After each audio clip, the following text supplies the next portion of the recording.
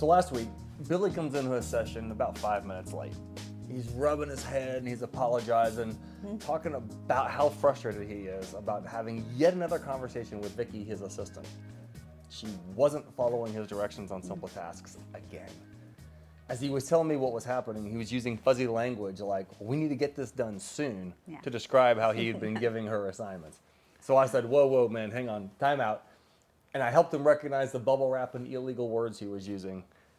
And he said, oh, God, it's like, I know better than that. It's like I was being all fuzzy and wishy-washy, and I'm committed to stop doing that. And I said, look, no worries. This is a part of your practice in setting clear expectations. You said, we need to get this done soon. Well, who's actually responsible for it? What's the real deadline? Billy said, absolutely. Vicky owns this, and it's due on the 30th. That's very clear, and it came fast to him. Absolutely. He knew exactly what he wanted. So I said, well, what's your reluctance that you're using all this other fuzzy, crappy language to describe the assignment? And he simply said, I don't want to sound like a jerk.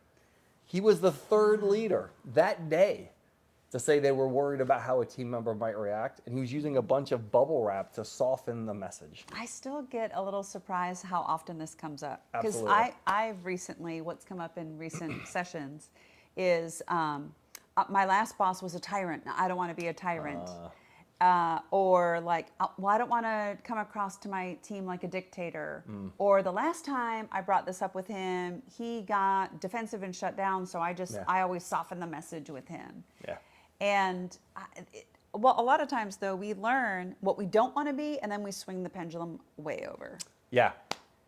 If you're like Billy, you're accidentally taking responsibility too far.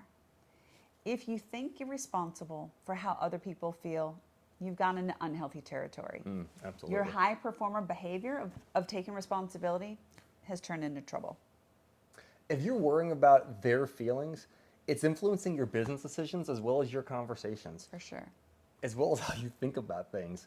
So if you're tossing fuzzy assignments at them, or if you're failing to give deadlines, you're probably not giving people straight feedback. You're almost certainly not holding people accountable because you don't want them to feel bad.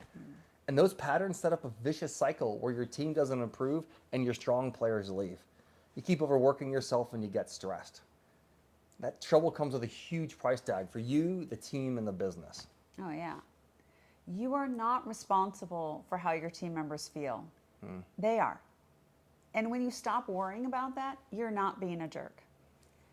Repeat after me, or write this down. I am responsible for myself, and I'm responsible to others. You're not responsible for others. Now, we're not suggesting that you stop caring altogether. Like Billy, you can care about others in strong, healthy ways and not worry about how they might feel. Remember, your team members are strong, capable, resilient people who aren't going to turn to dust when you give them a straightforward assignment or you give them some honest feedback. In fact, what we see the vast majority of the time is that team members really appreciate it. They don't get it nearly enough, and they respect the hell out of their manager when their manager does that. For sure. Stop worrying about what you don't want and start co-creating what you do want. Now go, give it a shot, put it into practice, and we'll see you next time. See ya.